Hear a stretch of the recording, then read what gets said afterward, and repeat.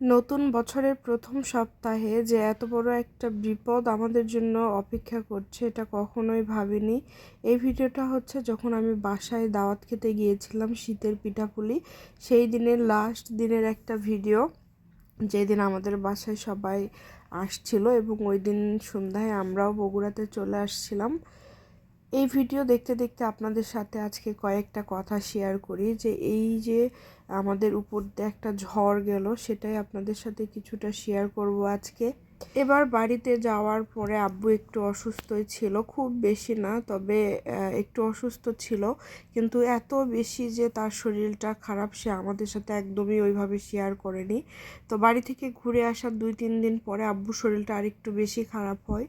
তো আমরা তাড়াতাড়ি তাকে ডাক্তার দেখানোর জন্য আসলে প্রস্তুতি নিচ্ছিলাম যে আসলে কি ডাক্তার দেখাবো। তো এর মধ্যেই ভাবলাম যে যেহেতু এরকম সমস্যা হচ্ছে এবং একটা হার্টের ডাক্তার দেখানো হোক। তো গত বৃহস্পতিবারে আমরা পপুলারে হার্টের ডাক্তার আব্বুকে দেখাই এবং দেখানোর পরে স্যার বলে যে ভর্তি করাতে এবং হয়তোবা একটা রিং পরাতে হবে।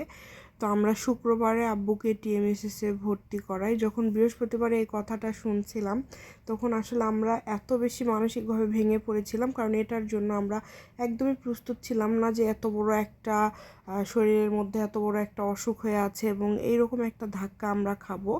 তো কান্নাকাটি একদম খুব খারাপ একটা অবস্থা, আব্বু নিজে অনেক কান্না করেছে।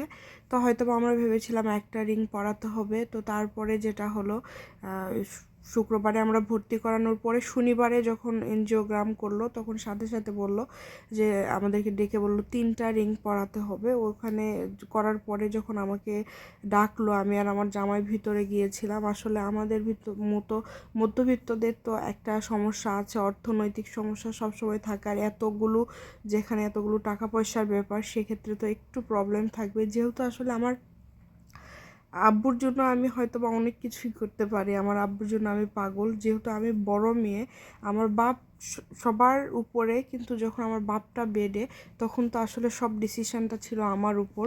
আমি আসলে বুঝতে পারছিলাম না যে এই সময় আসলে আমার কি করা উচিত। তবু আমি প্রথমে যখন স্যার বললো 1 মিনিটের মধ্যে, আমি বলে দিয়েছি ঠিক আছে স্যার 3টায় পরিয়ে দেন। আমি কোনো চিন্তা করিনি যে কিভাবে সব টাকা পয়সা ম্যানেজ হবে বা কীভাবে, কারণ গৃহস্থ ঘরে তো একসাথে এত টাকা সবসময় থাকে না। তো সেক্ষেত্রে এটা আমাদের জন্য এত বড় একটা ধাক্কা ছিল। একে তো এত বড় একটা অসুখ, তার উপরে এতগুলো টাকা, সব কিছু মিলিয়ে মনে হলো যে এই 7টা দিন জীবনের উপর দিয়ে এত বড় একটা ঝড় গেল। এর আগেও আসলে অনেক সময় অনেক বাজে সময় পার করেছি, তখন হয়তো বা আব্বুর সাথে বারবার ফোনে কথা হয়েছে, দূরে থেকে আব্বু বলে দিছে কী করতে হবে নানির সময় বা আম্মুর সময়। কিন্তু এবার যখন আব্বুই অসুস্থ তখন আসলে কারোর সাথে 2টা কথা শেয়ার করব বা কারোর কাছ থেকে একটু শুনবো যে কী করলে ভালো হয় বা কিভাবে কি করব, আসলে এটার কোনো উপায় ছিল না। তাই সব কিছু নিজের মতো করে ম্যানেজ করে দেন আসলে এই ডিসিশানটা নিতে হয়েছে। এটা আমার জন্য খুবই কষ্ট হয়েছে। বড় মেয়েদের আসলে বড় সন্তানদের একটা দায়িত্ব থাকে, সেটা আসলে এই পরিস্থিতিতে না পড়লে বুঝতে পারতাম না। সব কিছু মিলিয়ে আলহামদুলিল্লাহ আব্বুকে বাসায় নিয়ে গিয়েছি।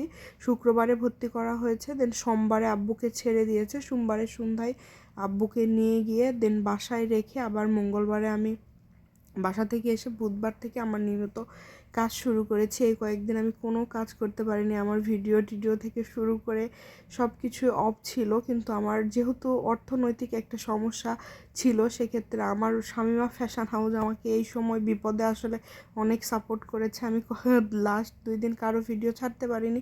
শুক্র শনি আব্বু যখন বেডে, ওই সময় আমি নিজের ভিডিও করে ছেড়েছি। শুধুমাত্র মানসিকভাবে আমি জানি না যে যাকে আমি এত বেশি ভালোবাসি তার এরকম একটা ঘটনার পরে হয়তো বা মানসিকভাবে আমি আরও খারাপ থাকতাম, কিন্তু মনকে শক্ত রেখে কি একটা পরিস্থিতি আমি পার করেছি সেটা একমাত্র আমি জানি, আর উপর আল্লাহ জানে।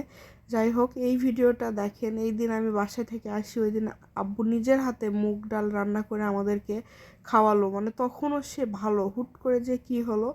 যাই হোক, এখন আব্বু ভালো আছে। সবাই আমার আব্বুর জন্য দোয়া করবেন, কারণ আমার আব্বুরা 3 ভাই, তার মধ্যে 2 ভাই অনেক আগেই নাই হয়ে গিয়েছে। এখন আমার একটাই বাপ, আমাদের ভাই বোনদের মধ্যে উনি আছে, সবাই ওনার জন্য দোয়া করবেন।